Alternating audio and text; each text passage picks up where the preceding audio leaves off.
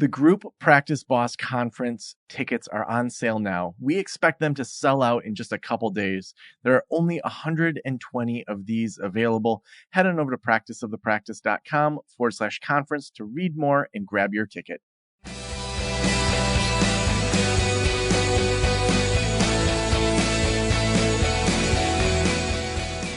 This is the Practice of the Practice podcast with Joe Sanok, session number 1121.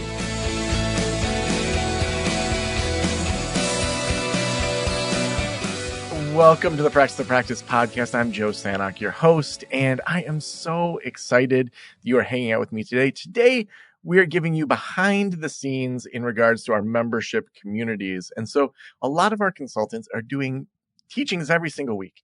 Every Tuesday, Wednesday, and Thursday, we have live teachings going on in our membership. So we wanted to give you a little behind the scenes. So we're going to be hearing from Nicole Ball, talking about what to do when referrals are slow, HR basics with Andrew, client retention with Ashley, scaling with Nicole Ball, choosing the right project management systems, and all sorts of other things over the coming weeks. I can't wait to dig into this with you. If you want help from one of our consultants, please head on over to practiceofthepractice.com/apply. I'll chat with you for 30 minutes to determine if one of our membership communities or consulting might be right for you. Now let's get started with this episode. Hello, everyone. Hi, Sabrina and Esther and Catherine and Michelle. So nice to see you. Thanks for joining us today. I'm very excited about the 3-part series that we are starting on client retention. And this has really only been something that I've been paying attention to, like, more thoughtfully, and actually looking into and looking at strategies on improving, honestly, this last couple of months in my business.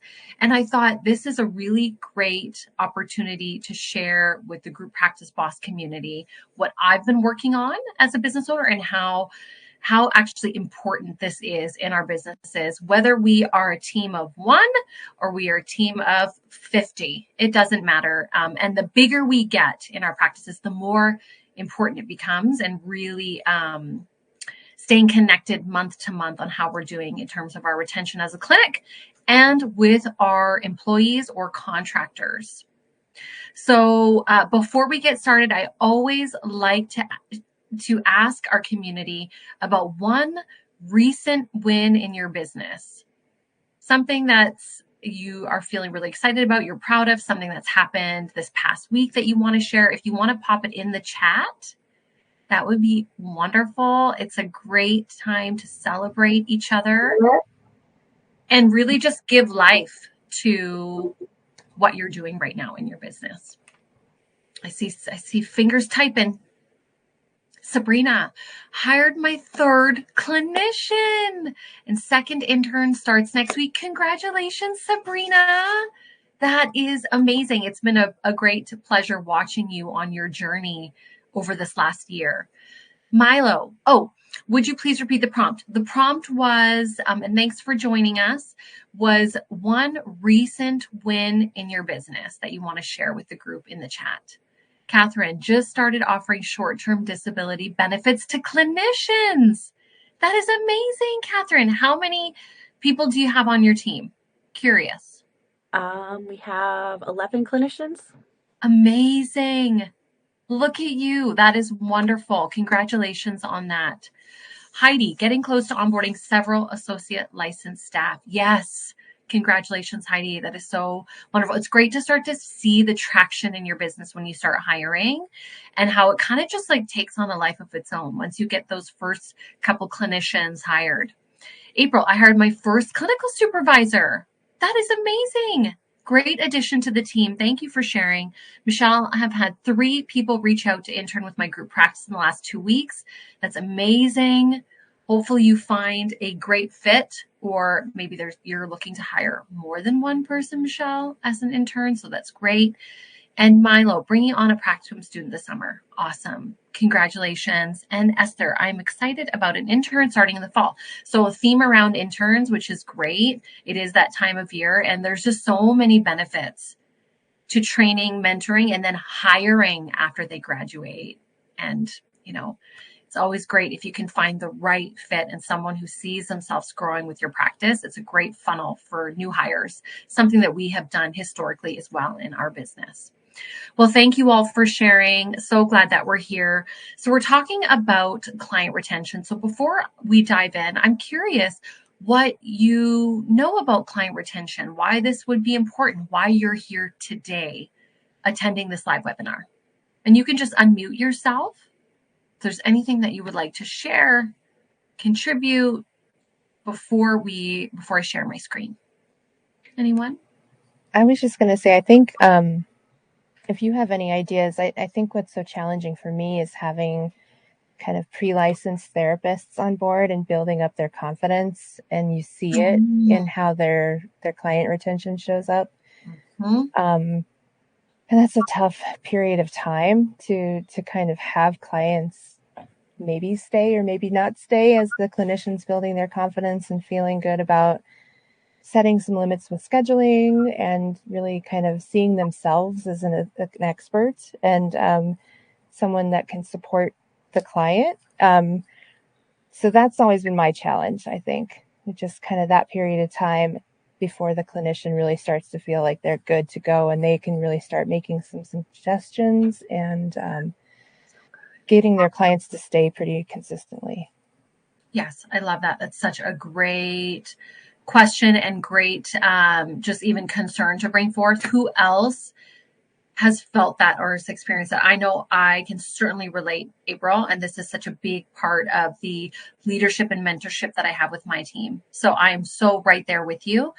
Next week, next Tuesday, the part 2 of this series, we're going to be focusing all on these key conversations, leadership, mentoring, building up our teammates to improve them in their individual practice within your business with my business coach and consultant, Kristen Edmiston. So this is like her jam. This is her background. So she is joining us next week to talk about all of these things, April. So I hope that you are able to join live. Okay. Anyone else? I'll pop in. Hi, Michelle. Hi there. One of the things I'm seeing, why do I do this? I think I assume that I have in the past assumed that this is just part of the package. And what I'm just seeing is it's for some people, the way they're wired, it's naturally easy. And they have a ready set, they have ready-made set of skills that they can apply to this. And I feel like they just are flourishing. And other clinicians really do need to be held by the hand, and we need to teach them how to do this. And I think the gap on that has been a little surprising for me. And so, it's just more of an observation that I'm seeing with some of the people that I'm working with. Yes.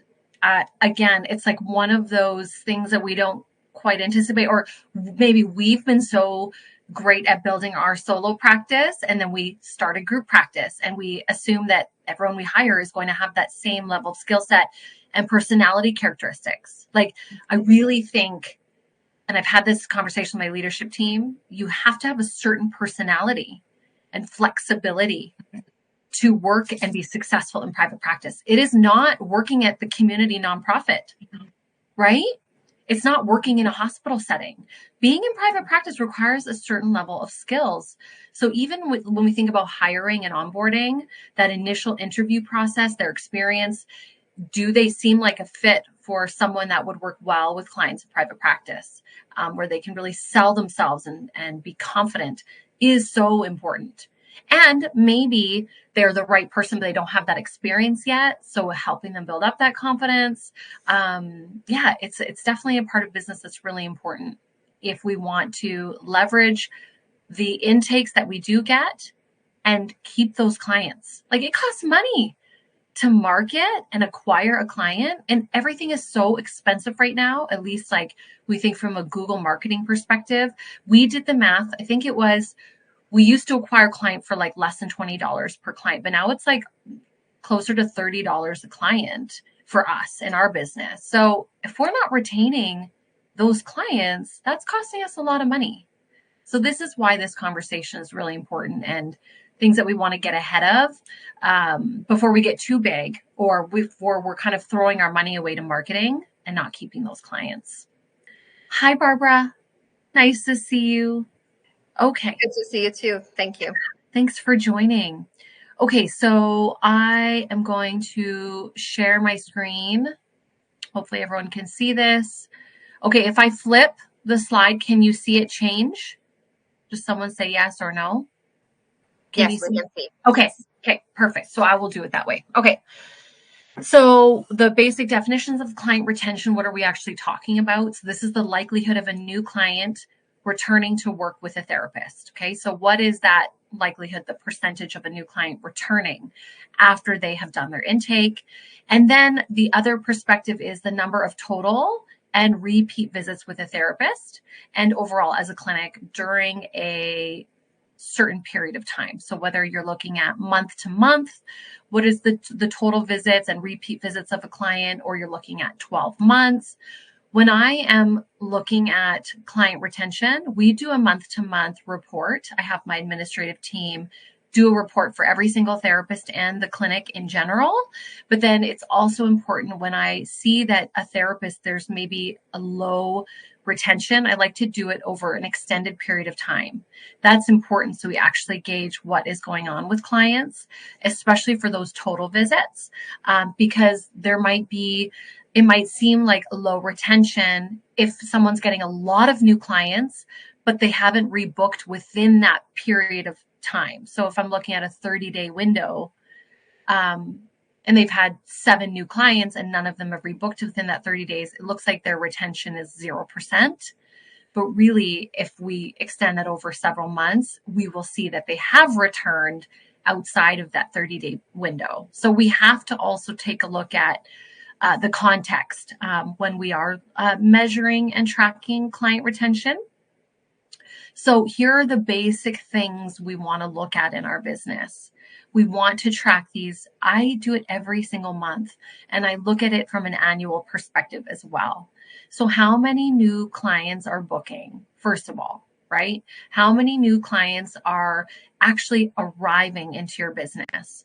So we use the EHR called Jane. I highly recommend it. It allows you to see how many new client files have been created. You can look that up in your reporting, but you can also look at on a day-to-day basis, how many new clients have arrived versus return clients on a day-to-day or month to month. And then you can even do a comparison month to month as well. And are you satisfied with the number of new arrivals? That's kind of another conversation around marketing, but we can have a smaller number of new clients. If we have a really high retention, then we need less new clients coming into the practice, right? This is why this is important. The second point here on return visits, how many new clients are actually rebooking? So if we're getting a bunch of new clients, but they're only coming in for one session and never returning, that's a problem we want to get to the bottom of. If they are returning, that's wonderful. How many of those are rebooking? Hopefully 100% of them are rebooking. That would be ideal. Total visits is how many times the client have attended overall over a certain period of time. And then repeat visits is how often are clients returning for sessions. So is that a weekly? Is that bi-weekly? Kind of some different trends that you can look at in your business. And again, I made a note here, some EHRs like Jane have reporting capabilities that allow you to determine the percentage of total visits and repeat visits during a particular reporting period to determine a therapist client retention. So if you don't have an EHR that measures and tracks this very easily for you and you have a smaller team, you can do a quick gauge of their schedule. And I actually encourage you to do that. If you haven't already done this and you don't have reporting capabilities in your EHR, go to your therapist's calendar. Look at the new intakes that they've had, even do it over the last 3 months. How many new clients have they gotten? And track how many visits that client has had and how often are they rebooking. Is it a once a month? Is it every 2 weeks? You can even create a little Excel spreadsheet to get exactly what that retention looks like for each therapist. And then look into your EHR to see if they do have reporting capabilities, or as you grow, you do want to consider having an EHR that allows you to look at reporting as your business grows. Because if you have, I would say even over 5 or 8 therapists, and then definitely anything above 10 or 15, it becomes too complicated. You have too many clinicians to be able to track these things on an individual basis, and you're just booking too many sessions. So definitely something to start to think about right away. Does anyone have any questions about these numbers, these kind of basic numbers to start to measure and track? And I can't see anyone, just so you know, when I do share my screen, all I see is the PowerPoint. So you will have to unmute yourself if you do have any questions. Okay, great. Let's keep going here. So now we want to look at, well, what is a good retention? Every practice, I think, will be a little bit different, what your expectations are. Our expectations are quite high, and I also think they are reasonable. One way to get an idea is really figure out what your retention is as a clinic right now. If it's very high, then that gives you an idea of what you can expect of your clinicians. If it seems a bit low and it's something you really want to work on, then think about what is that kind of percentage range that you would like it to be at. So I gave an example. The acronym here is for my business, the Grief and Trauma Healing Center. The overall clinic retention month to month is between 91 and 94%, which I feel like is really outstanding because it allows that normal room for clients to drop off because they have gotten exactly what they've needed from therapy. It's that natural termination of services. It could also be a financial barrier. Someone moves. There's all sorts of reasons why a client might not return. So I'm very satisfied with that. And the minimum expectation that I have of my clinicians is 85%. Again, that's giving them lots of room to work with those different reasons why a client may not continue. So when I look at this month to month, if there is a therapist that is repeatedly not performing at that 85%, I have conversations with them. And this is something we will talk about next week about what are those conversations we have, how I support them, and really getting an understanding of the context of why there might be a struggle with retaining clients at the level that we expect. And then if it continues to be a long-term issue, that's a whole other conversation around possibly not renewing a contract or letting someone go if they're not performing at the level that we require and expect them to in our business. Does anyone have any questions about this, or you'd like to comment or share? If you set your expectation to be the retention to be, if a new client have 8 sessions or more as a retention number, how do you calculate the percentage number? So, that's a really good question. I don't know how would we directly, that's a really good question, Barbara. For like a manual calculation, we're talking. Yes. Yeah. I mean, that you got your 91% and 84% from Jane? Yes. Okay.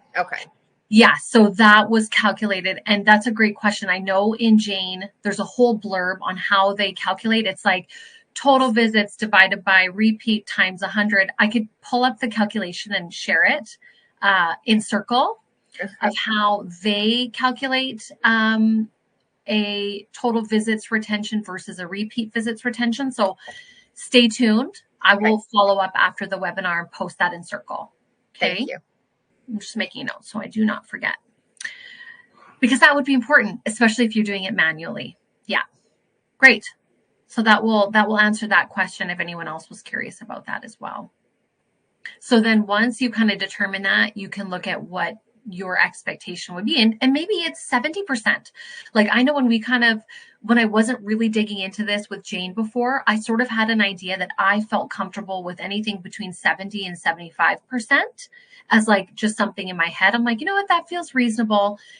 And then when I actually dug into how we're actually performing as a clinic, and because we are doing so well, like our clinicians are performing so optimally, I thought 85% was more than reasonable as an expectation, given how most of the therapists are performing. So they are performing in that high, mid to 90s range, most of them.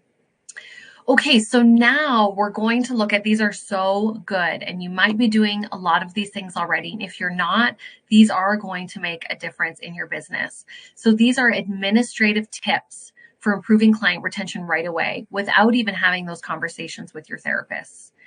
Number one, it is so important that we turn on our online booking for new clients and return clients. This is often a hesitation that I experience with my one-on-one consulting clients, and have also seen in the group practice launch and group practice boss communities around. There's these fears and hesitations of turning on the online booking because maybe you have a process where every new client actually does a phone consultation first. We want to make sure that they're a fit. We want to make sure that we can address their presenting concerns. All of these big, very important aspects of our business. And yes, they are important, but as we grow, that is going to become the bottleneck in your business. If we have to have a phone call with every new client, what happens when you're doing 100 new intakes a month? How are you going to manage that? How is that scalable? So we need to start thinking in the mindset of scalability. If I want to scale my business and my intakes, I have to set up operations and processes that allow for scalability. This one is very, very straightforward. The one way that we have helped to minimize issues around, say, booking with the wrong person or someone not being maybe a fit for what they're looking for, or not knowing about our third-party billing with insurance companies, is directly on our Jane booking page. We have a whole list. It's this long. It's like 10 different points that we say, please read this before booking. If they choose not to, the onus is not on us. It is on them. If it ends up being someone we have to refer internally, or maybe they realize they can't pay out of pocket, or whatever the case. It doesn't happen often though. So we put all of the important points that someone needs to know before booking. They book with their therapist. We do require credit card on file at the time of booking for the case of a late cancellation or no-show. And that has been worked beautifully. About, on average, 30 to 33% of our new intakes every month come from online bookings, right? They're booking at night when administration's not available. They're booking on the weekends. They just prefer not to talk to anyone. And so they just do it themselves. So if you do not have online booking turned on, I do highly recommend this for those reasons. This is going to just improve that intake process, make it more streamlined, and encourage new clients to join your practice. If you don't have that, someone might say, you know what, I want to work with a practice that has that ability. I'm going to go somewhere else. And that is not what we want to happen. If you do have any questions about the things that I'm sharing, please write them down. We'll go through the clinic tips first, and then we'll open up for questions. And then we'll talk about some of the therapist tips for improving retention next.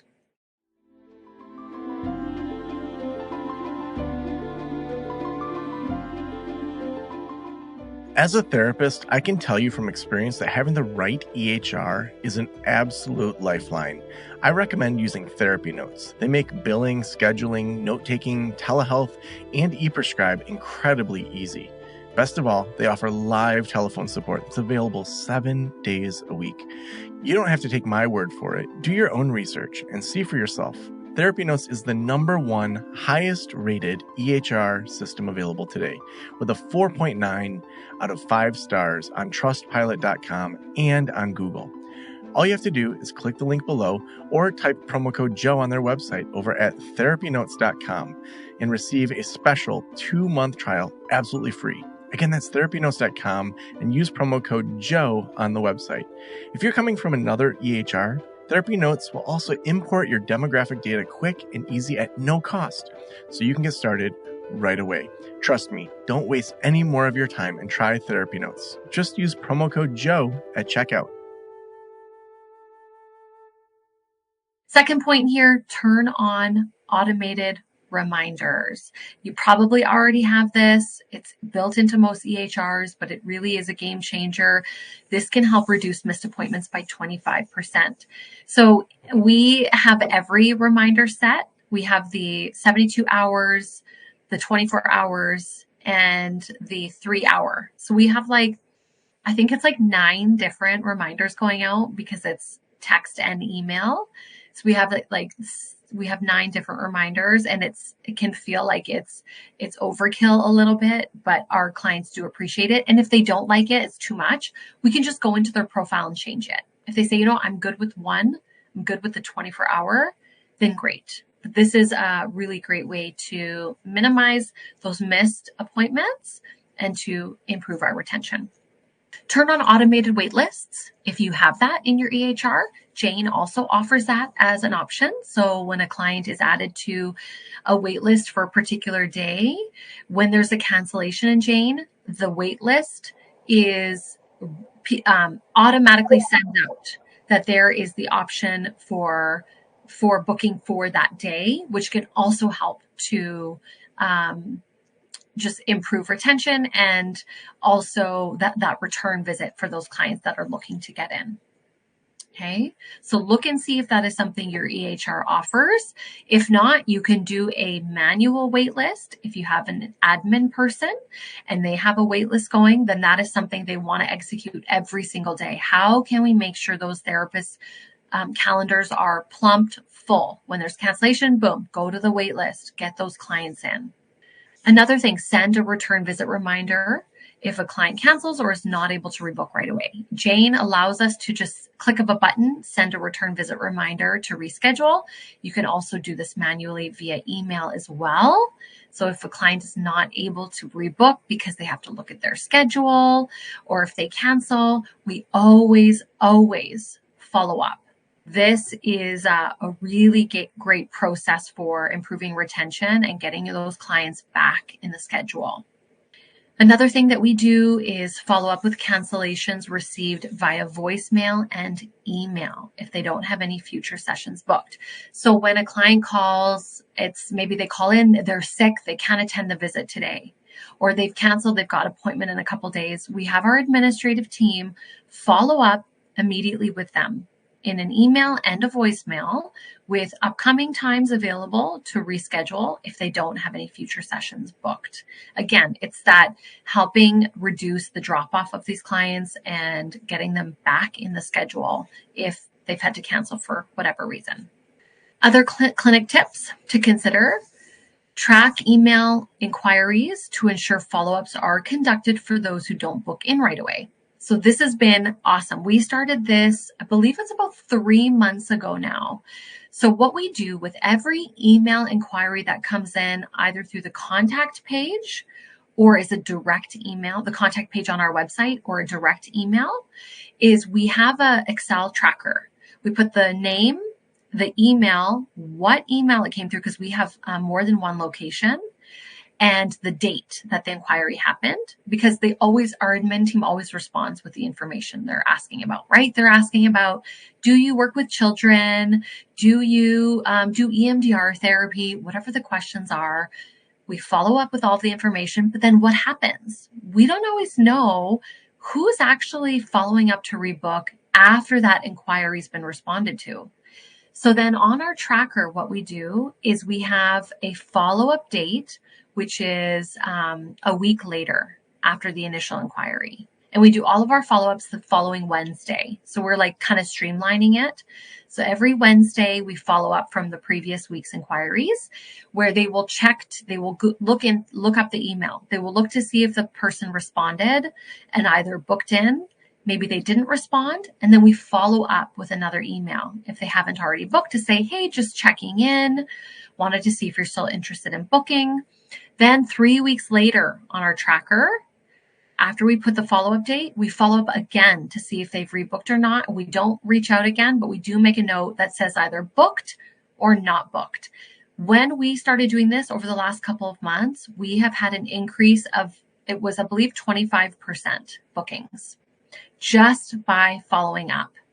So had we not followed up, we may have not got those new clients. In 1 month, we had gotten, I think, 7 new intakes just from this follow-up process, which is pretty outstanding. So we're not paying for extra marketing. We are simply just following up because people get really busy or they forget, whatever the situation is. And they often appreciate us following up to say, hey, remember us? We connected. Are you still interested in booking? And then the booking happens. So I definitely recommend you start this process as well. The next point, track first visit cancellations to encourage them to rebook. So that can go with the when someone cancels, but first visit cancellations, a lot of people do them online. We find like they'll get the appointment reminder from Jane and then they cancel it. And what happens to these people? So these people set up a file. They were going to be a new intake for us. They were set to arrive, and for whatever reason, they canceled. We have our administrative team. They have an Excel spreadsheet. We do the exact same thing with our first visit cancellations. They are listed in Jane, so we can track those easily to encourage them to rebook. Another tip, that's something we might not even think about, is ensure your office is easily accessible with clear directions and instructions for parking. If it's really tricky to get to your office, if parking is terrible, they don't know where to park, it doesn't feel like the accessibility wasn't great, maybe they're not going to return. Maybe it felt too stressful the first time coming to your clinic. So if you have it very clearly laid out how to access your building, where the front door is, again, it depends on how it's all set up, where they park, where there's free parking, that is going to make their experience very positive and hopefully encourage them to return. Design your office space for warmth and comfort. Again, it's like that client experience is really important. We've talked a lot about this in Group Practice Boss over the years around really setting up your space that's inviting and encouraging and is a place that your clients feel really safe and connected. So make that experience really positive from that second they walk into the door and they're greeted by your administrative team or greeted by another therapist. Having beverages that can have a cup of coffee or tea, maybe you have some nice music playing and maybe have some essential oils that they can smell, really making that an inviting space for them can also help with retention. So I'm going to pause there before I move on to the therapist tips. I would love to just hear your feedback on that, questions, anything you want to contribute that you've done that could also help the Group Practice Boss community. I have another question. Hi. Yes. When you say that you assign that one day so your office manager can follow up on people who cancel if they want to reschedule. So if you have, like 5 clinicians and people are canceling either online or through email or through text, how they gather all that and make sure that they then going over every cancellation so they can follow up? They just do it right away. They would get it done that day. And they just put it on the list, and then on a Wednesday they do it. That is only for email inquiries. We do that. Oh, okay. So only for email. Got it. Okay. Thank you. Yes, you're welcome. So cancellations, we do follow up right away. First, I get them to look in Jane, see if they have a future booking. If they already have a future booking, we don't bug them. If they don't, we follow up. Yeah, you're welcome. And it's really helped. Like for example, even on a slower month, if we haven't arrived, on average, we get over 100 new files created in a month, but about 75 arrive. Okay. So of those 100. So we don't really know what happens with those extra files that are created. But when they arrive, so we do that. But then when we do these other small things, like following up with the email inquiries, following up with cancellations, it makes a huge difference in terms of how many sessions are actually, performed, if that's the word we want to say, by the end of the month. So we do over 700 sessions a month. We only have about 75 new clients a month. So it's we could focus on getting a lot more intakes, but we don't need to. Our therapists are full for all these little steps, and also just ensuring that they are performing optimally as well as clinicians. You're going to save money in marketing. That's a big thing. And we'll talk more about return on investment in our third session of this series. And then when you follow up on the emails, you follow up through email as well, or you have them call? We do follow up in email as well. Yeah, it's a game changer. Such a small thing that makes a big difference. I have a question about turning on the online booking. Yes. When you say are you saying for first sessions or for consultations or for both? Both. Yeah. Okay. So you're saying for your clinicians, you have it so that anybody could book a first session if they wanted to. Yes.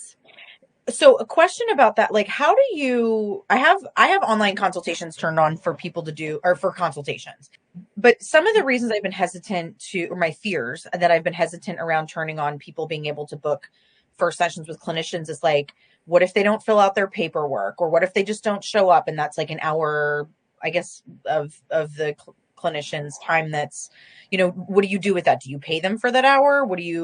So I don't know. I guess a lot of questions come up when I think about the logistics of letting people come in for a first session without talking to them first. It's a great question. And thank you for asking that. So what we do is we have our admin. So say it's a Monday. Mm-hmm. One of the first things that on a Monday task that we have our administrative team do is look for all the first visits. So on Jane, it says first visit. Mm-hmm. On the little block for the new client, they check to see if the forms have been completed. If they haven't, they reach out and encourage them to do that. Okay. And say, hey, please remember to fill out your forms. This is going to save you time. If they don't, that is something the clinician will do with them during that first 15, 20 minutes. And really, we just say it's their loss that mm-hmm. now their first session is cut in half because half of it's doing paperwork, and it's not really our problem. And they just do that on their phone right there in the session? Exactly. Okay. Yeah. And we really just encourage the client to say, you know what, this is your hour. It's really important you get that done. If not, you're going to waste some of that time doing that with your therapist. And it is what it is. Mm-hmm. Interesting. Okay. Yeah. And it works really well. Like, we put the responsibility on the client. Mm-hmm. And, we do what we can to get that out of the way. But as we know, it doesn't always happen. Yeah. No, I appreciate that. I hadn't really considered, just make them do it in the session. So I appreciate that feedback. That seems like a solution to what I was being a complex problem. Yeah, absolutely. And one thing we do not advertise is phone consults, because we find like people will sort of a crutch for them to not commit. So we offer them, but we don't advertise it. So only if someone calls or emails and says, you know what, I'm really interested, but I really would like to have a phone consult, then we will set that up, but we don't have it as an option for booking. Okay. Thank you. Something to consider for sure. Great question. Thanks for asking. Piggybacking on Corey, would you mind to just put it some kind of a structure of, before you book online statement type on Circle as well? Yes, absolutely. I can just copy and paste what we have. Of course, it won't apply for your business, but you can cut and get an idea of what. There's certain sessions we won't allow for online booking. We don't do child bookings because we do parent consults as the first session. So we don't allow them to book online for child sessions. Okay. I would never think about that. Yeah, because we always do a parent consult first, and we need to get, as we know, we have to get informed consent from all the parties. So we only do it for adults and couples, but we have that very clearly labeled. So I will share that. Thank you so much. Okay. And of course, you don't have to implement all of these things all at once.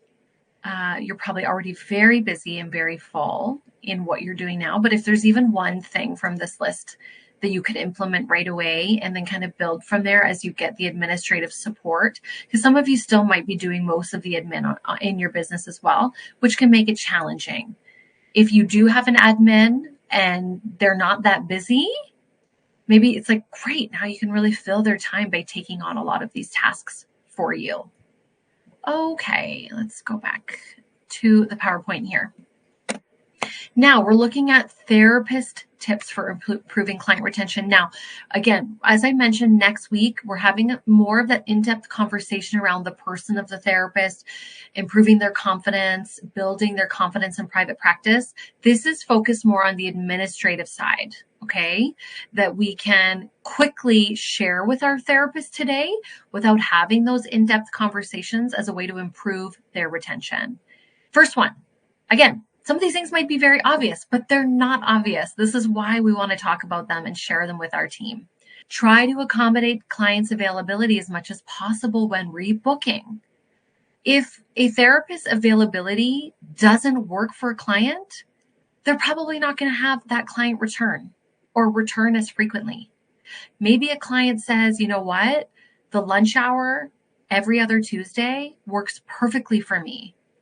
Let's try and get them in at noon every other Tuesday and pre-book. So I've got here the second point, pre-book those sessions in advance. If they say only evening works on Thursday nights, okay, well, can I accommodate this client? Or do we have a therapist that can best accommodate this client? Or maybe telehealth sessions work well for them. So really do our best to accommodate them. And that second point, pre-book future sessions whenever we can. So we do grief and trauma therapy at our center. So we know that a client is going to be with us at least 10 sessions. Most of our clients are with us for over 30 sessions, depending on what they're working on. Okay. So it's not uncommon. Like if I'm working with a new client and say I'm working through the grief recovery method program with them, I will pre-book 7 sessions right away. That holds them accountable. It gets them in this schedule during the day and time that works well for them. Also being very mindful of what my availability is, of course, but then there's that accountability and it's already in. When a client is hesitant after an initial session regarding their treatment goals, which can be common, and this I think is really good for newer clinicians. A therapist might say, okay, well, thanks for coming in and you don't really know if this is going to work for you or this is a fit. Well, good luck. Like if you want to rebook, just call the office. Well, a handful of those clients are not going to come back. They might not think that the therapist is very confident in what they're offering.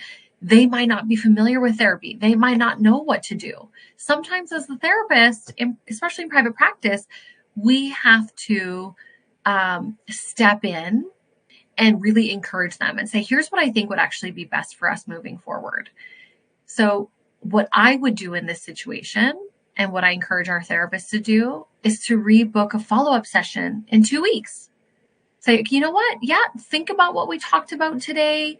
We've discussed a couple of different treatment options. We're thinking about what your goals are for therapy.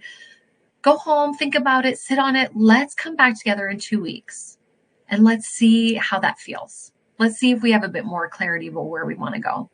Great, very simple action to take with a new client to improve retention. And then hopefully they're hooked and they're ready to start to execute on their therapy goals.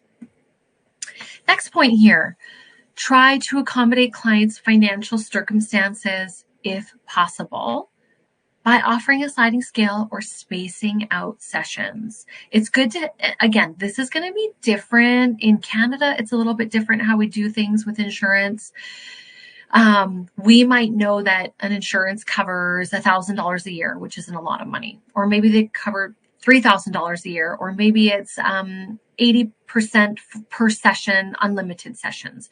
It's good to know what their insurance company will cover so that they can get an idea of like, okay, I can afford to come once a month.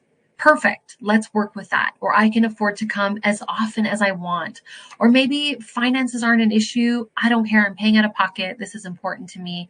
But get an idea of what you're working with so that our clients aren't dropping off early because they can't afford it, or they're really overwhelmed by the cost of therapy, or their insurance has run out very quickly. Okay. And if possible, sometimes we need to maybe we offer a sliding scale, right? All of our therapists do offer a sliding scale, very limited case by case basis, but we also have interns and we also have mental health therapists that offer a reduced rate. So sometimes making that internal referral is something we can consider as well. Very obvious, but really important. The next point here, ensure treatment plans align with your client's goals. Again, this goes to what are those key conversations that we want to have with our therapists around their approach and understanding a client's needs and goals, and ensuring their treatment plans match so that it's of value to the clients when they're coming to your practice. Help your clients set realistic expectations for therapy. I mean, sometimes people think they're going to come for 1 or 2 sessions and their life is going to be changed forever. I mean, that would be really a miracle if that were to happen. But we want to be realistic in what we offer and what the process of therapy looks like and the ups and downs of that journey so that they know what they're committing to. Embrace client feedback about their experiences. Some clinics have feedback forms after every session, or it could be that maybe it's just a verbal conversation, right? How is this process going for you? Is there anything I could do better, different, more to support you as your therapist? Really take their feedback seriously because that is also going to improve on rapport and retention. And as always, attend regular consultation meetings for clinical support. If you aren't already doing that in your group practice, I do encourage you to have weekly or bi-weekly, or maybe you can only do it monthly right now. We do bi-weekly team consultations online for the team to attend for free. It's a part of being in the group practice. We are a contractor-based practice, so they get to attend and not pay for that. And our clinical directors facilitate the team consults every 2 weeks as a way to just continue to hone and nurture those skills and, of course, talk about difficult cases. So I will stop there for a moment. Questions, feedback, ideas that you'd like to share with the group, thinking about some of those kind of basic ways that therapists can help improve their retention. I have never tracked like retention, but I know that within my practice a long time ago, I actually started doing a lot more reoccurring sessions. Mm-hmm. So I give them, this is like their time that they have in my schedule. And I found that it was easier for them to remember that their appointments are always on Tuesday every other week or every week at the same time. And that really does help when our clients are so busy. There's so many things, like to try to keep track of that appointment is hard. And so that was a huge piece that I started doing. And I'll even notice if like something comes up and we have to like skip a few weeks because my schedule's off or theirs is, they're more likely to miss that following session. Yes.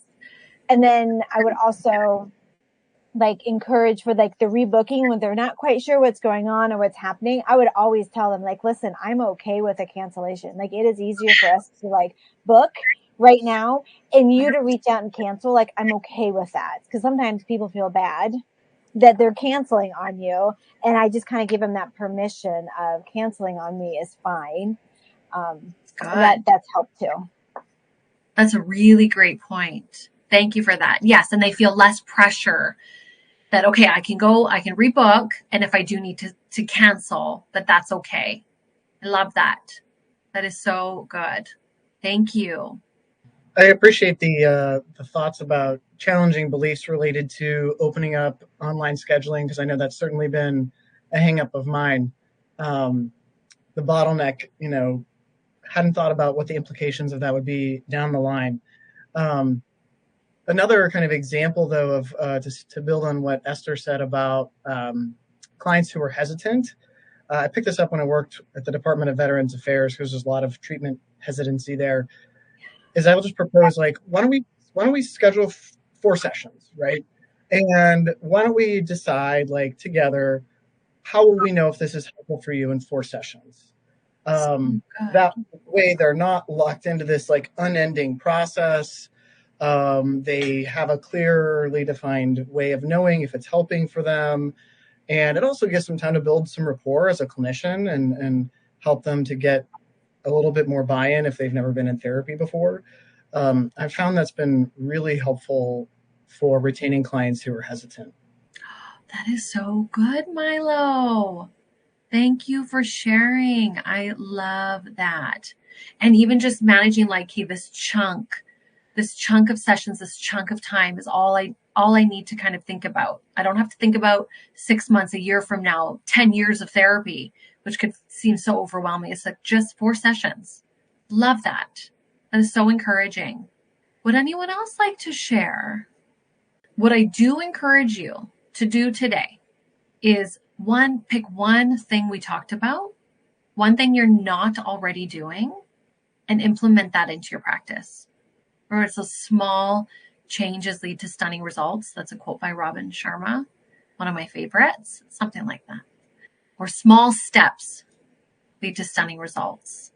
And it's like those little things that we add and become a part of our practice, of our procedures, and that can really make a big difference. Okay, and I think I had one more slide here that I will share. It says, Part 2 of the series will explore how to engage your teammates in a way that encourages and empowers them in their capacities to build rapport with clients and improve their retention rates. We will have a special guest joining us. So that is, as I mentioned earlier, Kristen Edmiston will be joining. She's amazing. You will absolutely love her. She's been a Group Practice Boss speaker in the past a couple of times. She's wonderful.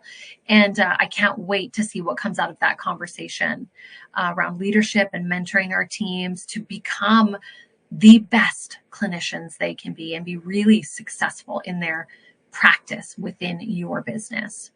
Are there any other questions or anything else while we've still got time today before we wrap up? Can I ask you, if you already know what this thing is going to be, if you could put it in the chat, one thing that you are going to integrate into your business right away, just so we can see it, just so you have that accountability. And I'm very curious. I want to know. Okay, yes, online booking. Barbara, such a game changer. Sabrina, online booking. Return visit reminder. Yes, Michelle. Great. Heidi, I need to do more training my team on some of the ways as a clinician to retain clients. Beautiful. I think we all need that. I feel like that's an ongoing journey, so I'm right there with you. April, I'll do some research on online booking since we were primarily with kids and families. Okay, see if we can find ways around that, April. Thank you. Emily, and hello, Emily. Thanks for joining. I'll train the clinicians to book multiple sessions at a time with their clients. Yes, so good. I really hope that you implement these right away and start to see that return on investment. Milo, develop a tracking system for inquiries and templates for follow-up on people who do not schedule. Awesome. It makes a difference. People are busy. They forget. So if we can be that little birdie in their ear reminding them to book, that's going to improve your retention and your new intakes. All right. Wonderful. Thank you so much for your participation and for joining me today. And hopefully I will see all of you same place, same time next week. So you all take care and all the best. Thanks, Ash. Bye.